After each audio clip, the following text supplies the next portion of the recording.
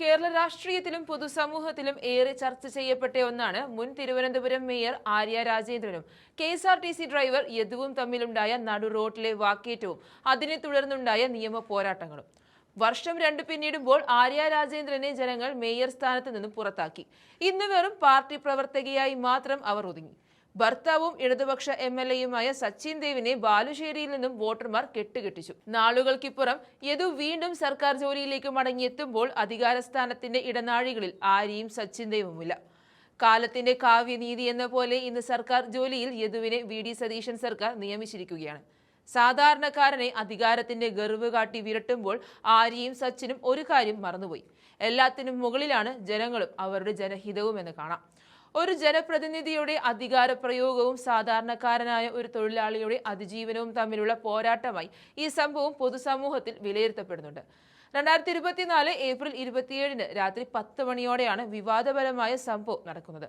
Mayor Arya രാജേന്ദ്രനും ഭർത്താവ് സച്ചിൻ ദേവ് MLAയും കുടുംബവും സഞ്ചരിച്ചിരുന്ന സ്വകാര്യ കാർ പാളയം സാഫല്യം കോംപ്ലക്സിന് മുന്നിൽ വെച്ച് KSRTC സൂപ്പർ ഫാസ്റ്റ് ബസ്സിന് കുറുകെ നിർത്തി തടസ്സമുണ്ടാക്കുകയായിരുന്നു. ബസ് തങ്ങളുടെ കാറിനെ ഇടിക്കുന്ന രീതിയിൽ അപകടകരമായി ഓടിച്ചുവെന്നും ഡ്രൈവർ അശ്ലീല ആംഗ്യം കാണിച്ചുവെന്നും ആരോപിച്ചാണ് മേയറും സംഘവും ബസ് തടഞ്ഞ് ഡ്രൈവറോട് തർക്കത്തിൽ ഏർപ്പെട്ടത്. എന്നാൽ താൻ തെറ്റൊന്നും ചെയ്തിട്ടില്ലെന്നും മേയറുടെ വാഹനം റോഡ് നിയമങ്ങൾ ലംഘിച്ചാണ് ബസ് തടഞ്ഞതെന്നും ഡ്രൈവർ യദു ആരോപിച്ചു. പരസ്പരമുള്ള ആരോപണങ്ങളും നിയമ നടപടികളും സംഭവത്തിന് പിന്നാലെ ഇരുവിഭാഗവും പോലീസിൽ പരാതി നൽകിയെങ്കിലും അന്വേഷണത്തിന്റെ തുടക്കം മുതൽ വലിയ വിവേചനം ദൃശ്യമായിരുന്നു.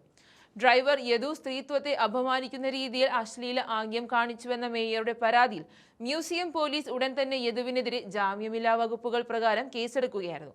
ഇതിനെ തുടർന്ന് യദുവിന് KSRTCയിൽ ജോലി നഷ്ടപ്പെടുകയും ചെയ്തു.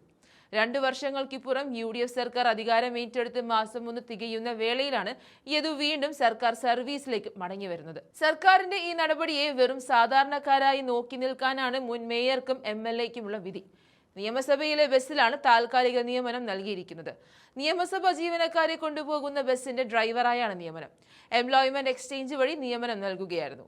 യദുവുമായി ബന്ധപ്പെട്ട് ഈ കേസിൽ ഏറ്റവും വലിയ വഴിത്തിരിവായത് ബസ്സിലെ CCTV ദൃശ്യങ്ങളടങ്ങിയ മെമ്മറി കാർഡ് കാണാതായതാണ്. യദു നിരപരാധിയാണെന്ന് തെളിയിക്കുമായിരുന്ന ഈ മെമ്മറി കാർഡ് മേയറെയും MLAയും സംരക്ഷിക്കാൻ വേണ്ടി മനഃപൂർവ്വം മാറ്റി തെളിവ് നശിപ്പിച്ചതാണെന്ന് യദുവും പ്രതിപക്ഷ സംഘടനകളും ശക്തമായി ആരോപിച്ചിരുന്നു.